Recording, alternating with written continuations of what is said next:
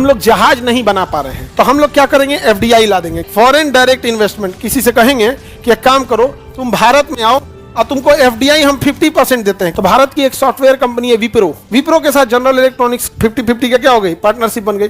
आज भारत में MRI machine कौन बना रही है, जनरल इलेक्ट्रॉनिक्स और विप्रो मिलके बनाते हैं सर। 8 करोड़ रुपए फॉरेन डायरेक्ट इन्वेस्टमेंट, एफडीआई क्या है भैया, लोन ना लेके एफडीआई से बड़ा फायदा होता है हम लोग को, टेक्नोलॉजी लिया दे। जैसे हम लोग जहाज नहीं बना पा रहे हैं, तो हम लोग क्या करेंगे, एफडीआई ला देंगे। क्या लाएंगे, फॉरेन डायरेक्ट इन्वेस्टमेंट। किसी से कहेंगे कि एक काम करो, तुम भारत में आओ और तुमको एफडीआई हम 50% देते हैं। कितना देते हैं, 50% क्या दे देते हैं एफडीआई, 50% क्या दे देते हैं एफडीआई। यानी तुम 50% तुमको पैसा लगाना है और 50% इंडिया का आदमी पैसा लगाएगा। फॉरेन डायरेक्ट इन्वेस्टमेंट, 50% तुम पैसा लगाओ, 50% इंडिया का आदमी पैसा लगाएगा, और दोनों मिलकर प्रोडक्शन करो। जो फायदा होगा आधा तुम ले लेना, आधा दूसरा ले जाएगा।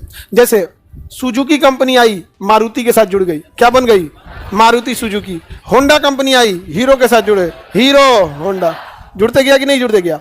जनरल इलेक्ट्रॉनिक्स आई, जनरल इलेक्ट्रॉनिक्स जहाज का इंजन बनाती है, आई थिंक अहमदाबाद वाले में भी जेई कंपनी का ही इंजन था, जहाज का इंजन था। हवाई जहाज का इंजन कौन बनाती है, जनरल इलेक्ट्रॉनिक। 3-4 कंपनी है, जनरल इलेक्ट्रॉनिक्स बनाती है, रोल्स रॉय बनाती है, पेट एंड विटनी बनाती है, बोइंग बनाती है, एयरबस, सेफ्रॉन और बोइंग, ये सुखोई, कई कंपनियां बनाती है।